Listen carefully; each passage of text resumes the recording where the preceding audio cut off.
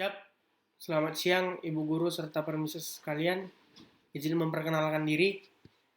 Nama saya Timothy Malau dari kelas 11 MIPA 1. Di video kali ini saya akan mempresentasikan tentang minyak bumi.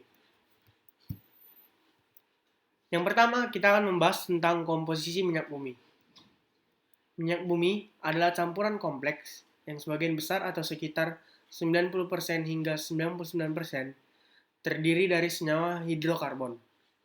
Hidrokarbon yang terkandung dalam minyak bumi terutama adalah yang pertama adalah alkana, yang kedua adalah alkena, yang ketiga ada sikloalkana, yang keempat alkuna, dan yang terakhir ialah senyawa aromatik. Gas alam sebagian besar terdiri dari alkana suku rendah, yaitu C1 sampai dengan C4, dengan metana sebagai komponen utamanya. Selain alkana, juga terdapat gas lain seperti CO2 atau karbon dioksida, O2 atau oksigen, N2 atau nitrogen, serta H2S yaitu hidrogen sulfida. Ataupun gas lain seperti helium dalam jumlah yang sangat sedikit.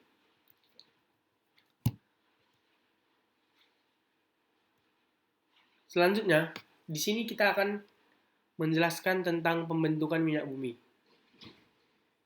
Minyak bumi terbentuk dari pelapukan sebagian atau berbagai macam sisa-sisa organisme, seperti tumbuhan, hewan, dan jasad-jasad renik yang sudah tertimbun dalam dasar lautan bersama lumpur selama jutaan tahun lamanya.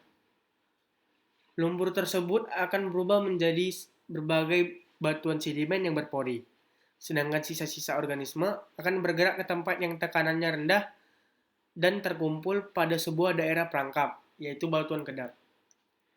Di gambar sebelah kanan, di sini kita dapat melihat proses-proses pembentukan minyak bumi. Yang pertama ialah jasad reni, dan yang kedua terbawa air sungai bersama lumpur.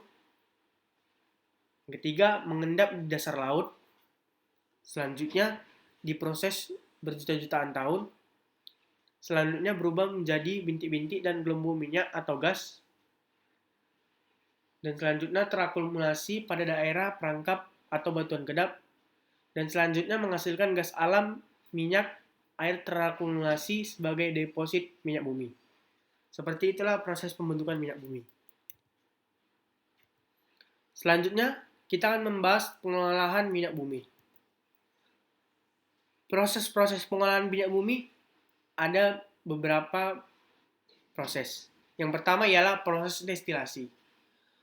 Proses destilasi yaitu proses pengolahan minyak bumi. Yang pertama adalah proses destilasi. Destilasi merupakan proses pemisahan fraksi-fraksi yang terdapat di minyak bumi, di mana pemisahan fraksi tersebut berdasarkan pada benda titik didih. Yang kedua ada proses cracking. Proses pengolahan minyak bumi yang selanjutnya adalah tahap cracking. Cracking merupakan proses pengolahan minyak bumi yang memiliki tujuan untuk menguraikan molekul-molekul besar senyawa hidrokarbon menjadi molekul hidrokarbon yang memiliki ukuran yang lebih kecil. Selanjutnya proses keempat yaitu proses reforming. Proses pengolahan minyak bumi yang selanjutnya adalah proses reforming. Reforming merupakan proses mengubah struktur pada molekul fraksi yang mutunya buruk menjadi molekul fraksi yang mutunya akan lebih baik. Selanjutnya yaitu proses polimerasi dan alkilasi. Proses pengolahan minyak bumi tahap selanjutnya adalah proses polimerasi dan alkilasi. Setelah adanya perbaikan atau perubahan struktur molekul fraksi, dilanjutkan dengan proses alkilasi, yaitu proses penambahan jumlah atom pada suatu fraksi, sehingga molekul fraksi tersebut menjadi lebih panjang dan bercabang. Pada proses alkilasi ini biasanya menggunakan bahan tambahan katalis asam yang kuat seperti H2SO4, HCl, atau AlC13.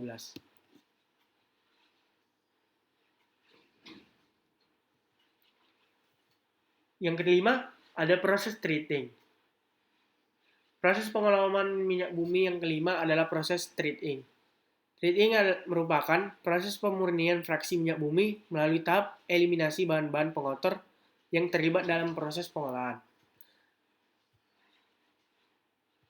Yang terakhir ya proses blending. Proses pengolahan minyak bumi pada tahapan terakhir adalah proses blending. Blending merupakan proses yang dilakukan untuk meningkatkan kualitas produk siap pakai dengan cara menambahkan bahan-bahan aktif ke dalam fraksi minyak bumi. Seperti gambar yang di samping bisa kita lihat proses pengolahan minyak bumi. Selanjutnya, kita akan membahas tentang bahan bakar bensin. Bensin merupakan bahan bakar kendaraan bermotor yang memiliki peran penting. Di Indonesia tersedia beberapa jenis bensin, misalnya Premium, Pertamax, dan Pertamax Plus. Setiap jenis bensin memiliki mutu yang berbeda. Mutu bensin ditentukan oleh efektivitas pembakarannya dalam bensin. Mutu bensin mempengaruhi ketepatan waktu pembakaran sehingga tidak menimbulkan ketukan atau knocking yang mengganggu gerakan piston pada mesin. Ketukan dapat mengurangi efisiensi bahan bakar, menyebabkan mesin menggelitik dan bahkan merusak mesin. Dan seperti pada gambar di bawah, seperti inilah bensin tersebut atau bahan bakar bensin. Selanjutnya, kita akan membahas polusi udara. Pencemaran atau polusi udara adalah perusakan terhadap kualitas udara.